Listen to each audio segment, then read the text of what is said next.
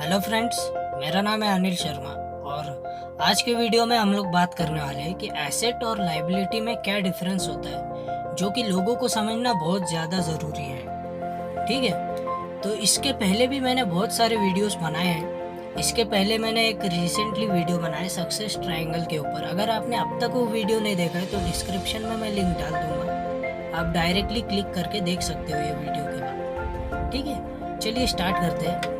ये एसेट और लाइबिलिटी ये उन्होंने डिटेल में समझाया है हमें, रॉबर्ट कियोसाकी ने, कि एसेट और लाइबिलिटी में क्या मेजर डिफरेंस होता है और लोग क्या गलतियां करते हैं। चलिए देखते हैं। तो सबसे पहले हम कॉलम बना लेंगे।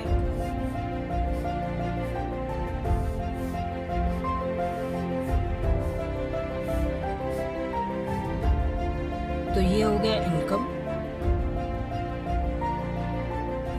ये हो गया एक्सपेंस। ठीक है, तो क्या होता है, लोग जॉब करते हैं। ये वीडियो में मैं आपको 3 कैटेगरी के लोग बताऊंगा, poor, middle class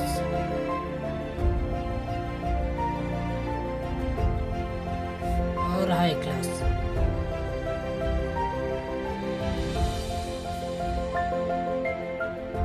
video start करने से पहले मैं आपको बता दूं, अगर आपने अभी तक ये चैनल को सब्सक्राइब नहीं किया तो मैं आपको बता दूं कि आप ऐसे बहुत सारे तरीके मिस करने वाले हो।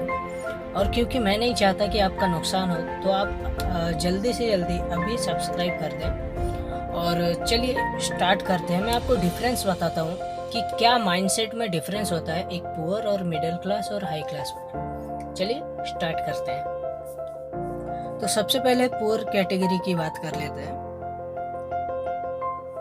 तो इनका क्या होता है, इनके पास जब इनकम आता है तो वही तरीके से वही स्पीड से एक्सपेंस में यानी खर्चे में चले जाता है। समझ रहे हैं आप? इनकम आते ही वो एक्सपेंस करना स्टार्ट कर देते हैं। ये लेना है, घड़ी लेना है, ये सब बाइक वगैरह ये सब लेना है। तो इनका ये माइंडसेट होता है। और क्योंकि इनकम इनका फिक्स होता है तो इनके पास खर्चे भी फिक्स ये रखते हैं, जैसे घर का खर्चा हो गया या कोई भी हो XYZ। तो इनके पास इनकम आते ही एक्सपेंस में चले जाते हैं, तो इनके पास ऑप्शन ही नहीं बचता है कि सेव कर ले या कुछ कर ले। तो इसीलिए ये पुअर कैटेगरी में रहते हैं। चलिए अब मिडिल क्लास की बात कर लेते हैं। तो इनके पास जब इनकम आता है, ठीक है, यहाँ पर लिख देते हैं। तो इनका जब इनकम आता है तो ये क्या करते हैं, कुछ एक्सपेंस भी करते हैं और ये ज़्यादातर लाइबिलिटीज़ पे फोकस ज़्यादा करते हैं। ये लाइबिलिटी पे फोकस ज़्यादा करते हैं। जैसे कि मैं आपको बता दूँ, बाइक ले लिया, लोगों की इनकम नहीं होती, 20,000 की इनकम होगी लेकिन हाथ में आईफोन होगा, तो ये वो कैटेगरी में आते हैं। EMI पे ले लेते हैं, उसके बाद लाइबिलिटीज चुकाते रहते हैं। तो इसीलिए ये मिडिल क्लास कैटेगरी में रह जाते हैं। ना कि ये एसेट में फॉलो करें, ये लाइबिलिटीज पे ज़्यादा फॉलो करते हैं। इनके पास जब भी पैसे आ जाएंगे, ये कुछ ना कुछ यहाँ शॉपिंग करना होगा, बाइक लेना होगा या टीवी, फ्रिज, ये सब लाइबिलिटीज है अगर आप देखें तो। क्योंकि ये इनका एक मंथली आपको बिल भी पे करना होता है, राइट? तो ये आप मुझे बताइए, एसेट हुए कि लाइबिलिटी हुए? ये डिफरेंस है कि एसेट यानी जो हमारे पास है, जो हमें पैसा कमा के देता है, और लाइबिलिटीज यानी जो हमारे जेब से पैसा ले जाता है। तो ये सारी चीज़ें हमारे जेब से पैसा ले जाते हैं, इसीलिए ये मिडिल क्लास कैटेगरी में रह जाते हैं। अब बात कर लेते हैं हाई क्लास कैटेगरी में। तो यहाँ पर लिख देते हैं। तो हाई क्लास लोग इनके पास जब इनकम आता है तो ये लाइबिलिटीज, इन्हें पता होता है कि एसेट और लाइबिलिटीज में मेजर डिफरेंस क्या होता है। तो ये ना कि लाइबिलिटीज में, ये एसेट में पहले इन्वेस्ट करना ज़्यादा बेहतर समझते हैं। ठीक है, तो हाई क्लास वाले एसेट में इन्वेस्ट करते हैं, जैसे कि रियल स्टेट बिजनेस हो गया, रियल स्टेट हो गया, ये बिजनेस हो गया, रियल एस्टेट बिजनेस हो गया।